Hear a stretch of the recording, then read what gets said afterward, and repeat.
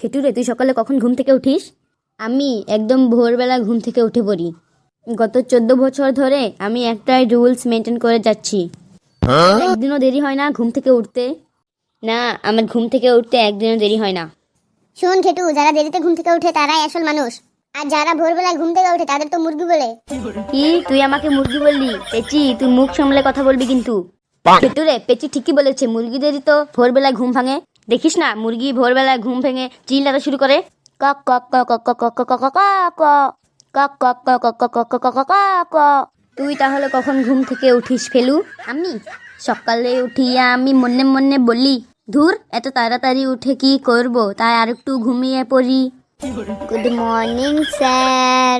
Good morning sir. Good morning sir. 12টা বেজে গেছে, আর গুড মর্নিং বলতে হবে না, চুপচাপ বস। এই লেবুকে তো দেখছি না, লেবু এখন আসেনি। May I come in sir? এই তুই দাঁড়া দাঁড়া, তোকে আমি পারমিশন দিয়েছি যে তুই ভিতরে আসিস। সরি স্যার, 10 মিনিট লেট হয়ে গেল। কেন তোর 10 মিনিট লেট হবে? কেন তুই বিয়ে বাড়িতে ভোজ খেতে যাওয়ার সময় 10 মিনিট লেট করিস? না স্যার। বন্ধুদের সাথে মেলা দেখতে যাওয়ার সময় 10 মিনিট লেট করিস? না স্যার। তুই তোর বান্ধবীদের সাথে ডিনার পার্টিতে খেতে যাওয়ার সময় 10 মিনিট লেট করিস? না স্যার, তখন আমি 10 মিনিট আগেই পৌঁছে যাই। তারপর বাড়িতে তোর পায়খানা পেলে, পোশাক পেলে, বাথরুমে যেতে 10 মিনিট লেট করিস? না স্যার। তাহলে তোর স্কুলে আসতে এত লেট হয় কেন? আমি ডেইলি সিসিটিভি ক্যামেরার ফুটেজে তোকে আমি নজর রাখি, তুই ডেইলি লেট করে আসিস। সরি স্যার, আর লেট হবে কি নাই, আমার বেঞ্চ টুতে গিয়ে বসবো। বসবি পরে, আগে বল তুই আজ এত দেরি করে আসলি কেন? স্যার, আমি এতক্ষণে হসপিটালে ভর্তি ছিলাম, তাই আমার দেরি হয়ে গেল। কেন তুই হসপিটালে ভর্তি ছিলি কেন? গতকাল রাতে আমার মোবাইলটাতে চার্জ ছিল না, তাই খেয়ে দিয়ে কাল 10টার সময় ঘুমিয়ে পড়েছিলাম। সকাল ঘুম থেকে উঠে দেখি আমি হসপিটালের বেডে। তোকে হসপিটালে ভর্তি করলো কেন? আসলে কোনোদিনও তো আমি রাত 2টোর আগে ঘুমাই না, তাই 10টার সময় আমাকে ঘুমাতে দেখে আমার বাড়ির লোকজন ভেবেছে যে আমি অজ্ঞান হয়ে গেছি, তাই আমাকে হসপিটালে ভর্তি করে দিয়েছে। আর যেন তোর কোনো দিন দেরি না হয়, তাহলে কিন্তু তোর ওই হলুদ হিপি মার্কা চুল আমি সাদা করে দেব কিন্তু। যা জায়গায় গিয়ে বস, আজকের মতো ছেড়ে দিলাম। মাস্টার তো আজ সকাল থেকে রেগে আছে কেন, পরে খোঁজ লাগাইতে হবে। স্যার, আপনার গালে ওরকম লাল লাল দাগ হয়েছে কেন? ওটা কালকে রাতে আমার গালে মশা কামড়ে দিয়েছে, তাই লাল দাগ হয়ে আছে। স্যার, আপনি মাস্টার মানুষ, আপনাকেও মশায় কামড়ে দিয়েছে? কি করে কামড়ালো স্যার?